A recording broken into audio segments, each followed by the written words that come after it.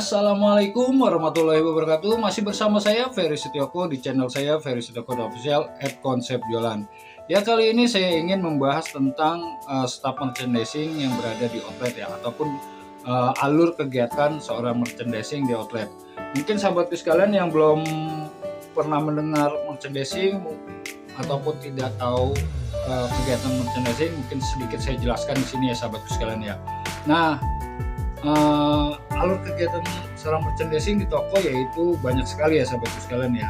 Nah, sebelum kita beraktivitas, maka kita siapkan ataupun kita lakukan pertama kali adalah berdoa dahulu ya sahabatku sekalian ya. Setelah berdoa, lalu kita persiapkan alat-alat kerja kita dan apa sih yang dibutuhkan untuk analisa ataupun berkegiatan di outlet nanti ya sahabatku sekalian ya. Maka harus dipersiapkan dulu. Lalu mari kita berjalan dan menuju lokasi ataupun ke toko ataupun ke outlet ya sahabatku sekalian ya, untuk kunjungan rutinitasnya ya sahabatku sekalian ya. Nah, setelah kita sampai di toko, jangan lupa menjaga komunikasi ya sahabatku sekalian ya. Nah, komunikasi ini sangat penting ya sahabatku sekalian ya. Komunikasi ini adalah menjalin suatu hubungan baik di antara mitra ya biasanya ya sahabatku sekalian ya. Jadinya apa sih yang harus kita lakukan untuk menjalin hubungan baik itu? Yaitu senyum, salam, dan sapa ya sahabatku sekalian ya. Nah, senyum, salam, dan sapa ini 3S ini sangatlah benar-benar penting dan banyak orang pun tahu ya sahabatku sekalian. Apalagi di dunia kerja, senyum, salam, dan sapa ini adalah suatu pintu untuk membuka komunikasi kepada mitra, partner, ataupun ke teman kerja sendiri ya sahabatku sekalian ya. Nah, setelah kita memberikan salam, senyum, dan sapa ini, maka kita menuju ke produk yang sudah terlisting ya, ataupun produk kita yang berada di rak-rak ataupun di tempat-tempat yang sudah ditentukan ya sahabatku sekalian ya. Nah, setelah kita berada di depan produk kita, maka apa dulu sih yang kita harus lakukan? Yaitu kita lihat posisi ataupun keadaan dari produk kita ya. Kalau berantakan ya kita rapikan ya sahabatku sekalian ya. Lalu kita bersihkan, kita lap, lalu kita cek juga expirednya ya sahabatku sekalian. Jangan lupa untuk yang kadaluarsanya mendekati itu lebih baik ditaruh di lebih tampak depan ya sahabatku sekalian ya. Jangan sampai dia ditaruh di belakang yang mendekati expired ini, karena kalau sudah menjelang expired itu akan bisa kena retur ataupun sudah tidak berlaku lagi ya sahabatku sekalian ya. Nah, selanjutnya aktivitas atau kegiatan yang dilakukan oleh merchandising yaitu mengisi stok yang kosong, ataupun kalau barang kita sedikit atau sedikit ya, kita ambil barangnya di gudang lalu kita display di rak ataupun di tempat yang sudah ditentukan tadi ya sahabatku sekalian ya. Nah, jadinya jangan sampai produk kita kosong ya sahabatku sekalian ya. Kenapa sih kok produk kita kosong, kok kita khawatir? Karena di listing itu kita bayar ya sahabatku sekalian ya. Berapa rupiahnya saya kurang paham, tapi satu listing itu kita bayar. Jadinya satu listing itu yaitu satu baris ya sahabatku sekalian ya. Satu baris ke belakang ya. Nah, itu dari satu listing itu apabila kita kosong barang ataupun sedikit, kadang-kadang diisi dengan produk lain ya sahabatku sekalian ya.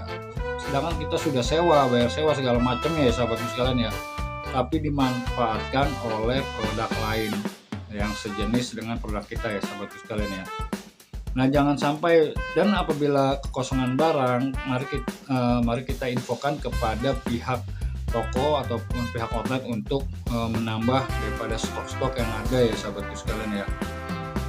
Nah, selanjutnya dari Vivo sudah, cek expired sudah, pembersihan sudah, display barang sudah. Lalu selanjutnya adalah monitoring ya sahabatku sekalian ya. Monitoring ataupun analisa produk kita.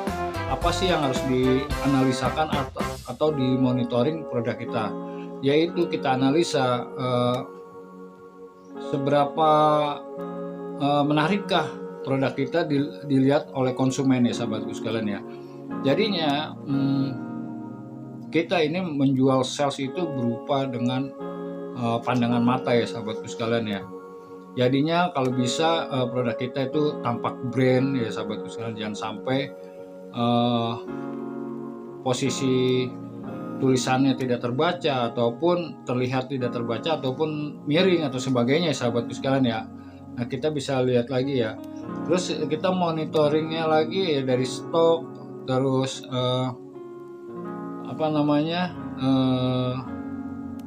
sesuatu hal yang bisa merugikan daripada produk kita ya sahabatku sekalian ya. Ya contohnya merugikan itu yang tadi yang saya bilang ya sahabatku sekalian ya, apabila kalau produk kita sudah sedikit, langkah baiknya kita minta penambahan stok ya sahabatku sekalian ya ke pihak toko. Lalu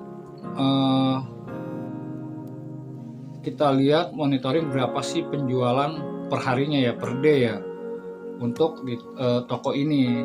Jadinya kita bisa melihat aktivitas jual belinya laku tidaknya di toko tersebut ya sahabatku sekalian ya. Jadinya setiap toko itu tidak selalu semua merata ya sahabatku sekalian ya, tapi kadang-kadang ada yang toko rame ataupun toko yang sepi ya.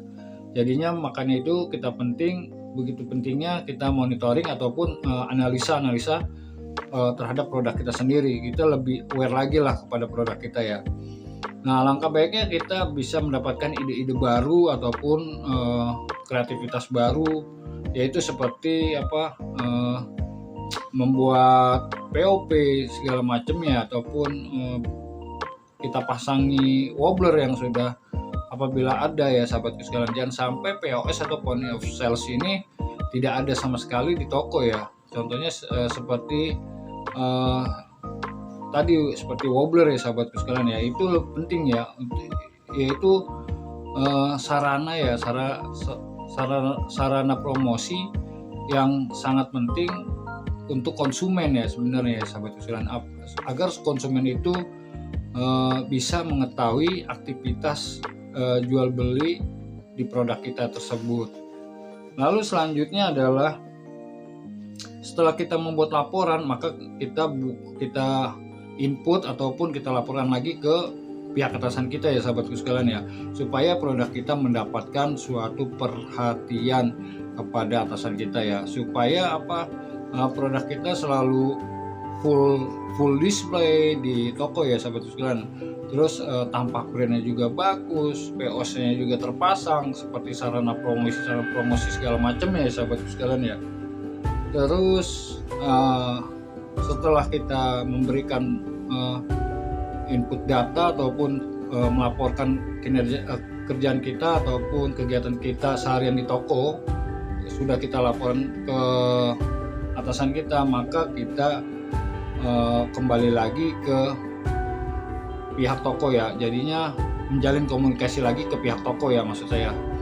Nah, di saat menjalin itu kita harus bertanya juga ya sahabatku sekalian ya, bagaimana sih penjualan di toko ini, bagaimana sih produk kita di toko ini gitu ya.